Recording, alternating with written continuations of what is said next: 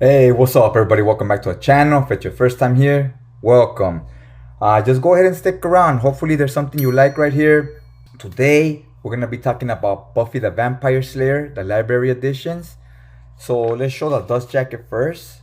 This is actually season 8, volume 3. Now, there is a season 9, and the numbering will restart from number 1. So this is the front cover. These always have gorgeous covers.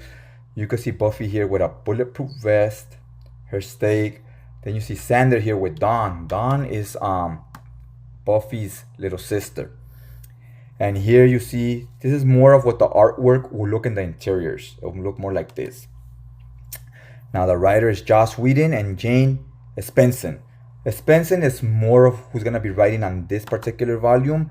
Artist for the majority of the series is George Genti. And the inker is some guy Owens. Now you do get some Carl Molina art as well. What I like here is they always stay in sync with, like, the back will be one color and so will the letters and the spine. The next volume, the letters and this will be a different color. And they'll have a ribbon to match. Here is the binding. Has a nice blue ribbon and a bookmarker. So this always matches the dust jacket. You want this eye here, so it's nice sewn binding, awesome. It's a flat spine. On this book, it's only a little over 300 pages, so flat spine is fine. But I typically prefer a rounded spine. These are the inner covers, the inner flaps. And now here, it's a little different because on this volume, the right side over here has no writing. It just has a picture of three gods right there, which usually they have writing on this side as well. There you see the cover price, $30 for a big hardcover over 300 pages. It's a killer deal, man. Let's go ahead and show the cover without the dust jacket. Front covers on the right, you usually get a picture of one of the characters of their full face. In this volume, it's Xander. Yes, he has an eye patch and looks kind of like Nick Fury. Not sure if he looks like that on the show. Spine's always the same, Buffy the Vampire Slayer in white. And the back cover, we got Buffy here with her little sister Dawn. Now here it's a porcelain doll, right? That'll be explained in the book. And the artist is George Gentes. But here we got a different inker. It's not Owens, it's somebody else. I don't know who that is. Let's take a look at the interiors real quick. You always get the same artwork on every volume as far as the season 8s. But the color of the inner covers is always gonna match the ribbon and the letters on the spine. Now we get here all the characters. So this guy makes a comeback. Giles. Satsu, she had left in the last volume. She's obviously back. And Faith had left. She's obviously back. So now we're getting the whole gang, right? And Dawn is now human again. She was a centaur in the last volume.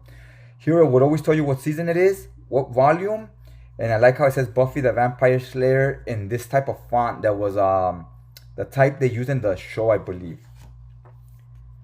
So here it tells you all the creators, artists, and whatnot. Spenson is the writer for the majority of the book, but you do see some that say script by Doug Petrie, Jim Kruger. So there is different writers as well. And you can feel it in the book. It has a completely different tone than the previous volumes that were written by Joss Whedon. And a few issues here and there were by different people like Jeff Loeb. Now here in the opening, first cover is this character. I believe she was on the show. So she's trying to be like a celebrity, right? You see her here trying to be at a nightclub. She sees Andy Dick and she's like, oh, I want some dick. You know, so that's type of joke they've been doing through the whole series up to this point. Once she bites him, he can now live forever. So vampires got popular. Oh, I want to live forever too. How cool, you know, and very romantic. You know, I could be with my couple for eternity.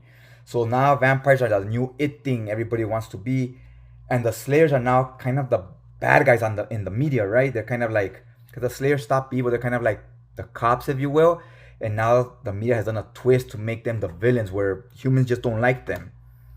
Here's Buffy, she's watching the news and she's like, oh, it's all bad, you know, like we gotta go underground because we can't fight back against humans. We can't hurt them, you know. We can, but we don't want to. We want to avoid that negative publicity.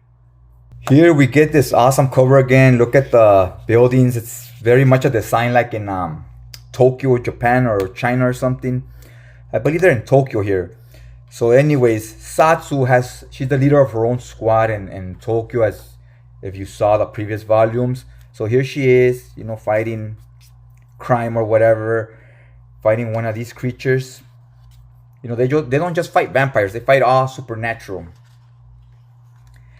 Now you see some of the slayers from other areas show up. So she knows something big's going down, and they're explaining to her you can't be chopping these creatures' hands off and doing all this anymore because the media has a close eye on us. They're trying to paint us to be the villains. So shit is getting tricky now because they have to kind of watch what they do. They're public enemy number one at this point. Look at this other creature back here. Very eerie and scary. This guy looks kind of like a zombie. So the art is still the same artist, but he's changed some things around. I don't know if it came from him or the new writers, where the book now starts feeling a little more eerie, a little more horror vibage. And before it was a lot of action and a lot of humor, right? A lot of jokes and stuff. This first issue or two, the first story arc, still has a lot of humor, but you slowly see that go away. And you slowly see the art kind of change as well. See here, these monsters, they look even it's at night, so that always gives you a feel, right? I mean, look at here. They're fighting all these teddy bears that turn into vampires. So that's clearly not meant to be taken too serious. Look at the vampires here when they get sliced up. This guy gets decapitated, and look at this one. His guts are all coming out. So yeah, it's very brutal, very contrary to what you might think. It's not that kid friendly. Like I said, they do show adult content. They do show a lot of gore and occasional bad word as well. Now here you see the slayers. Look, they're aiming at this big bad, and they got a submarine with missiles. So it starts taking this type of tone where we're now using real weapons, not just magic and wooden stakes. Okay, here you see Faith. She's making a return. And like I said, the art is slowly changing. Even the colors, they're more moody, darker. Look at this character. Looks scarier now, right? Compared to how they look in the previous volumes. Look at this. They're here in the night, and it just has a different tone as far as the writing and the art. The art looks scarier to me now. This is crazy right here. She's fighting this demon, but people are seeing her just, swing at nothing. Like, what are you doing? You're there's nothing there. Like, she's going crazy, but it's this demon playing mind games with her. So we have this character. This is a small town. There's a demon in this town. It occasionally kills people here and there, but it keeps all the vampires away because they're scared of the demon. So he's kind of like siding with the lesser of two evils. Giles finds out about this, and he's like, that's still not right. And they have a difference of opinion, right, and ideology about this. This is the demon. I love this page here, like how they made this character like a dark purple, kind of like the old school comics used to do. So it gives you a feel she's in. Once she pops, it's in the night, and she stands out more, right? And then everything else is bright and in color. Although it's not really bright here, but it's in color, so it makes the character pop out more, and it gives it more of a horror feel to it. So this is the demon. It looks almost like a squid. Look, it grabs her right here. So yeah, scary stuff, man. This story is interesting because this guy is siding with the monster, and it kind of shows you how like sometimes the real monster that you should be aware of is humanity, right? It's ourselves. We're our own worst enemy, right? The demons and vampires, they're just doing what's in their nature. So these stories cover a lot of that concept. And then, like I told you, they play with the media, how they can control the narratives and so forth. This is Dawn. That's Buffy's little sister. She had been turned into a centaur, and here she's back to normal because she was dating this Tricewise. He looks gross here, but he could take human form. So she cheated on him with his roommate. That was in volume 1. And he put this spell on her to make her a centaur, then a giant. And in this volume, he made her a porcelain doll.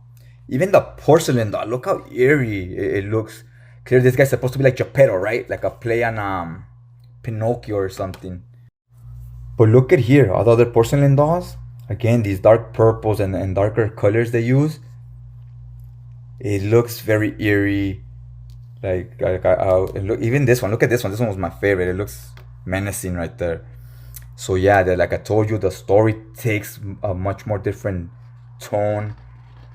with the art, coloring, writing. It's a lot more dialogue heavy as well. It's something I've noticed. I was like, man, this one has a lot more writing, has more story, a little less action. Although it still has a good amount of action. But here Buffy shows up with a trice. Sees Dawn, she's a porcelain doll. She sees him, like, oh, it's the boyfriend I cheated on. His name is Ken. He throws this spell on her, bam, she's back to normal. She's naked right here, whatever, but she's back to being a human. So they're hashing things out, kind of working it out right here. She apologizes for her mistakes, and boom, he turns back to normal. That's his human form. Talk about this part a little bit. The vampire slayers, they're in this place where there's a lot of werewolves, right? In this like Indian reservation.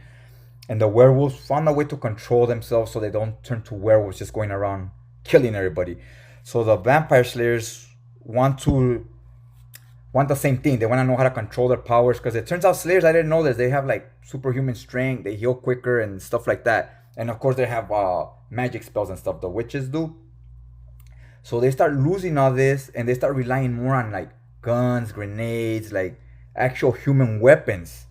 So this takes a complete turn as far as now when they fight, they're fighting like a war like humans would fight.